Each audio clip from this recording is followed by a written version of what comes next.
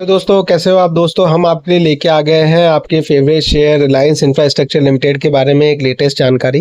दोस्तों आप देख सकते हो ये कागज है, डॉक्यूमेंट है आपके प्रूफ के लिए कि हम जो भी चीज़ आपको बता रहे हैं या जो भी चीज़ आपको दिखा रहे हैं वो कागज के माध्यम से है, वो प्रूफ के माध्यम से है, वो डॉक्यूमेंट के माध्यम से है।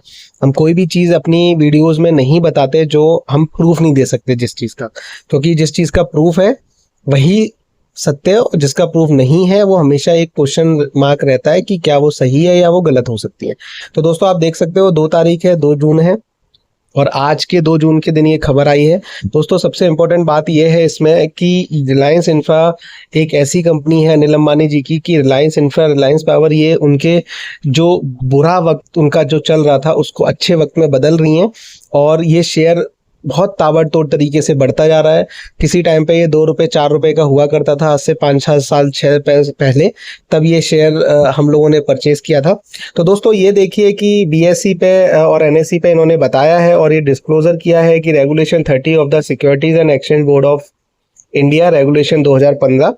तो दोस्तों इन्होंने शुरुआत इससे की है कि नो इम्पैक्ट और bearing of NCLT order on Reliance infrastructure limited और एनी ऑफ इट्स सब्सिडरी। तो दोस्तों बेसिकली ये जो केस है एनसीएलटी में चल रहा है उसके अगेंस्ट कुछ इन्फॉर्मेशन है। तो दोस्तों वो क्या है मैं आपको बताता हूँ और आपको भी, अगर आप लगातार इस शेयर को फॉलो कर रहे हैं तो आपके पास ये जानकारी होगी कि इसके ऊपर जो कंपनी गिर गई थी, ये बिल्कुल ख़त्म होने वाली थी ये और रिलायंस पावर, तो धीरे धीरे करके इन्होंने अपना कर्जा भी चुकाया, डेट फ्री भी हो गई और अब जो भी देनदार बकायेदार हैं उनका पैसा भी चुका रही हैं। तो दोस्तों उसी कड़ी में आप देखिए कि क्या लिखा है कि नो इम्पैक्ट और bearing of NCLT order on Reliance infrastructure limited और एनी ऑफ इट्स सब्सिडरी। तो दोस्तों ये कहते हैं कि जो भी एनसीएलटी का भी ऑर्डर आया है उसका रिलायंस इंफ्रास्ट्रक्चर और उसकी जो भी सब्सिडरी कंपनियां हैं उन पर कोई भी इफेक्ट नहीं पड़ने वाला है। तो दोस्तों ये इन्होंने पहले ही क्लियर कर दिया है कि भाई जो शेयर होल्डर हैं वो परेशान ना हो, वो सही रहें, खुश रहें, क्योंकि हमने जो रफ्तार पकड़ी है, जो ग्रोथ पकड़ी है, उस पर अब कोई भी ऑर्डर का फर्क नहीं पड़ने वाला। आगे ये लोग लिखते हैं दोस्तों कि the company has made full payment of rupees 92.68 crore to Dhursar solar power private limited towards claim of tariff as per the energy purchase agreement with the company. तो दोस्तों रिलायंस इंफ्रा ने Dhursar solar power private limited के साथ power purchase agreement किया था और उसके against में जो पावर परचेज एग्रीमेंट है तो उनको पैसे देने थे।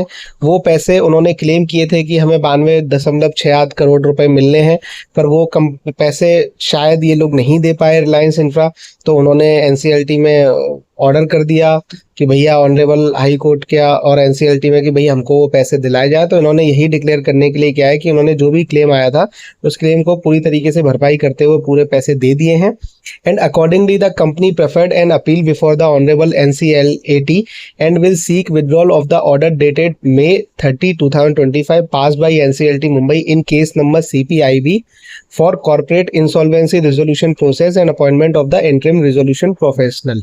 तो दोस्तों ये लोग भी अपील करेंगे कि भैया कोर्ट से, ऑनरेबल कोर्ट से अपील करेंगे कि भाई जो ऑर्डर था पहले वाला उसको हटा दिया जाए और इंसॉल्वेंसी प्रोसेस को कैंसिल कर दिया जाए और एक अपॉइंटमेंट इंटरिम रिजोल्यूशन प्रोफेशनल को नियुक्त किया जाए।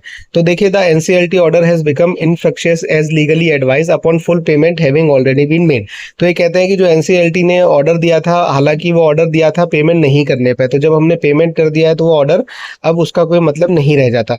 तो ये सारी जानकारी रिलायंस इंफ्रास्ट्रक्चर ने एनएसई बीएसई को दी है, तो ये आपके लिए भी इंपॉर्टेंट है। आप इसको यूज करिए और शेयर पर नजर बनाए रखिए। दोस्तों आगे बढ़ते रहिए। All the best.